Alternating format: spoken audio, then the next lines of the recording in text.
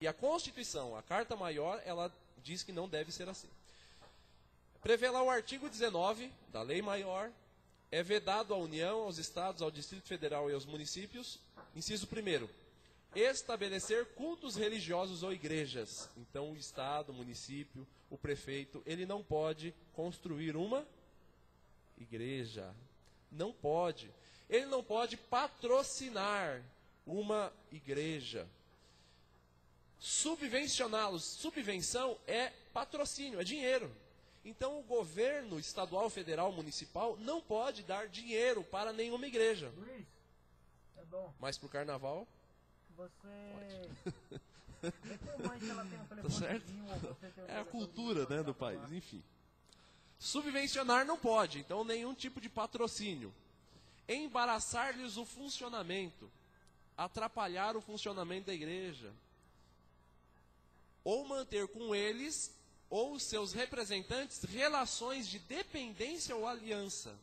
Aqui é uma grande confusão. Pastor presidente, líder de união, como é que vocês chamam? Presidente de união, ele pode ser político?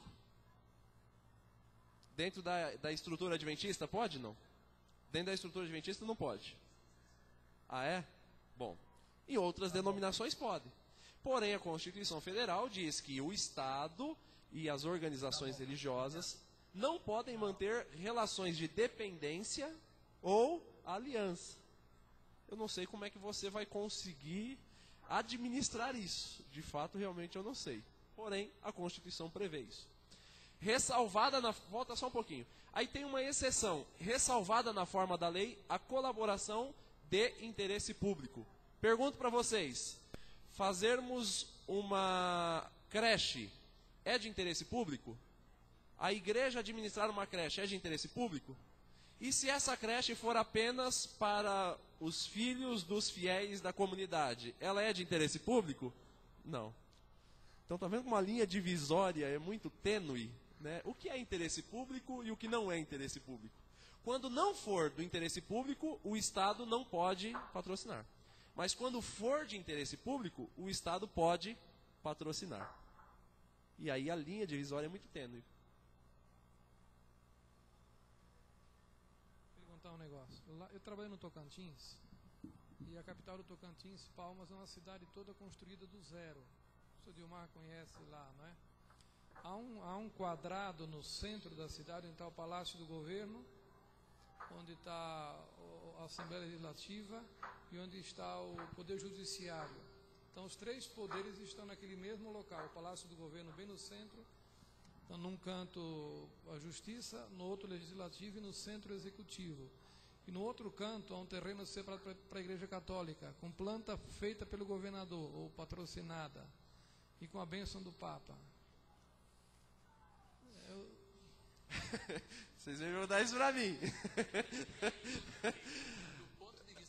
Do ponto de vista da lei, é inconstitucional, é ilegal. Eu entendo que a lei de responsabilidade fiscal poderia ser evocada para responsabilizar o administrador que fez aquilo. Agora, é aquela coisa. O direito, ele está pairando sobre as nossas cabeças, né? Tá aí.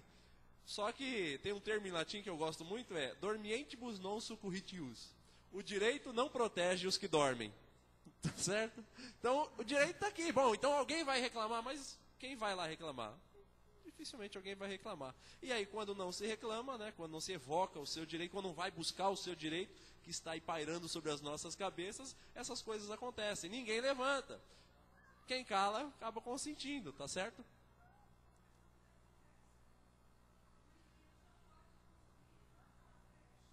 Pode, claro. Então, quando há interesse público na obra realizada pela igreja, ela pode buscar, não para o CNPJ da igreja, normalmente é diferente. Ela cria uma instituição que não tem vínculo religioso, uma associação, na forma de associação, não de organização religiosa. Tá? O artigo 44 do Código Civil prevê ali algumas modalidades de pessoa jurídica. Sociedades, associações, fundações, partidos políticos e organizações religiosas. São as 5 personalidades jurídicas de direito privado que nós temos no país. Então, organização religiosa não vai receber nunca dinheiro do Estado. Mas uma associação que é composta pelos membros, né, daquela comunidade, aí ela pode acabar recebendo, desde que ela desenvolva um trabalho de interesse público. Certo? Ele vai ter as associações não são administradas como uma igreja. Organização religiosa ninguém fiscaliza. A associação que recebe dinheiro público é fiscalizada. A atividade é filantrópica. Vamos lá. Espera aí. Puxa aí. Terceira garantia decorrente da liberdade religiosa. Assistência religiosa em locais de internação coletiva. Lá na Constituição, a Lei Maior, no artigo 5º, inciso 7º, prevê o seguinte: é assegurada, nos termos da lei, a prestação de assistência religiosa nas entidades civis e militares de internação coletiva. Então, a Constituição garante que nós tenhamos o direito de dar assistência religiosa a quem esteja internado ou preso. A Lei 9.982 de 2000, que é uma lei federal, ela regulamenta como é que isso deve ser feito. Ela dispõe sobre a prestação de assistência religiosa nas entidades hospitalares públicas e privadas, bem como nos estabelecimentos prisionais civis e militares. Então você tem a Constituição no topo da pirâmide, depois uma lei ordinária federal um pouco abaixo, dando as diretrizes de como é que pode ser feita a assistência religiosa em locais de internação coletiva. E aí cada entidade, cada local de internação vai observar, baixar normas de quando, como, em que horário. Não é assim, aí eu tenho direito. Aí eu chego lá no centro de detenção provisória, bato na porta e digo: olha, eu vim aqui fazer assistência a uma pessoa que está presa porque a Constituição me dá o direito. É assim que funciona? Sim ou não? Não. Aí tem que ter ordem a coisa, né? Então cada estabelecimento prisional, cada hospital pode criar as suas normas, assegurando um horário para você dar assistência religiosa. Tá certo? Prévio cadastramento, credenciamento de quem vai lá dar assistência, etc. Próximo, por favor. Quarta garantia decorrente da liberdade religiosa. Escusa de consciência para não prestar serviço militar. A adventista presta serviço militar? Não. Sim. As pessoas vão lá...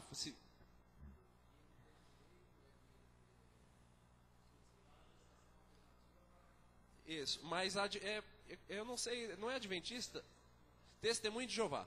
Testemunho de Jeová, eles não é uma doutrina interna que eles não servem ao exército. Não cantam o hino nacional, não são muito patriotas, tudo bem? Eles não são dessa pátria, são só do reino de Deus, tudo bem. Vamos respeitar a doutrina deles. Então, essa escusa de consciência, quando por força de consciência, a minha religião, quer dizer, é uma doutrina da minha religião, não permite que eu pertença a essa pátria. Ele pode evocar um outro direito, dizer, direito à garantia, à escusa de consciência. Está lá na Constituição, no artigo 143. O que é aquele negócio vindo de lá para cá? Puxa aquele negocinho. Isso, por favor. Não vai tampar aqui. O serviço militar é obrigatório nos termos da lei. Porém, o parágrafo 1º do mesmo artigo diz: as Forças Armadas compete, na forma da lei, atribuir serviço alternativo aos que, em tempo de paz, após alistados, alegarem imperativo de consciência, entendendo-se como tal, decorrente de crença religiosa e de convicção filosófica ou política, para se eximirem de atividades de caráter essencialmente militar. Tá certo? Então, a pessoa que, por convicção religiosa, ele não quer prestar o serviço militar, ele pode evocar e a lei vai ter que garantir a ele um serviço alternativo. Próximo, por favor. Quinta garantia decorrente da liberdade religiosa. E aqui eu acho muito interessante isso, porém pouco feito. Veja, o casamento religioso com efeito civil. Se nós buscarmos biblicamente, os casamentos normalmente eram feitos pelos patriarcas ali da família, pelos anciãos, pelos sacerdotes, por aquelas pessoas de elevado respeito na comunidade. Com a instituição do Estado Democrático, surgiram os juízes de paz, que não professam nenhuma religião, porém, fazem o casamento civil na forma do casamento católico. Sobre a forma